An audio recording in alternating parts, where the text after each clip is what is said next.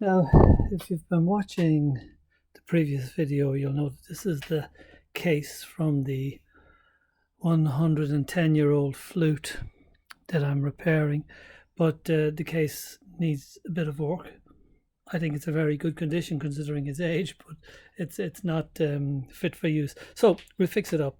So while at the moment I'm trying to get some moisture into the flute to try and to stabilize it and get it into its more natural moisture content, which will also help to close the crack.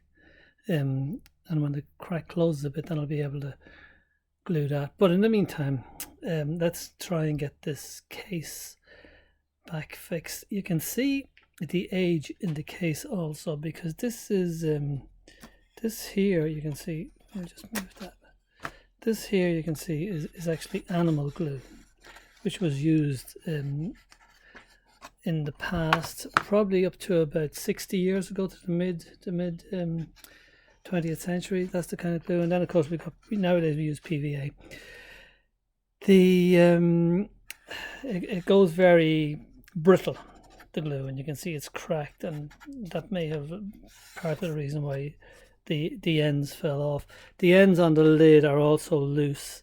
They haven't quite come up, but you can see that there. I don't know, can you see that moving? That'll all have to be filled up. I've cut some little pieces here to get the glue into those narrow gaps. You can also see when the joiner made the case and passed it on to the upholsterer. Excuse me. The upholsterer has routed out with a hand chisel, most likely, these grooves here, and those grooves are to make a little bit of extra room for the keys. You know, I'm impressed here by this wood as well. I'm not sure what kind of wood this is, but it's only like nowadays this would be either plywood or MDF. The top and the bottom of the case. This is solid wood. It's only 3 millimeters thick. It's over 100 years old, and it hasn't cracked. Like it's about 170, 180 millimeters wide, 3 millimeters thick, but it's still solid. Hasn't warped, hasn't cracked.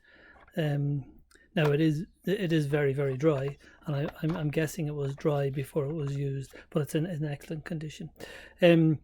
Right, so it's almost ready for gluing now. I've cut me pieces here for each end, and I'll glue those in, and I'll be back in a couple of days when it's hopefully hard, and in those couple of days the flute will also have absorbed a little bit more moisture.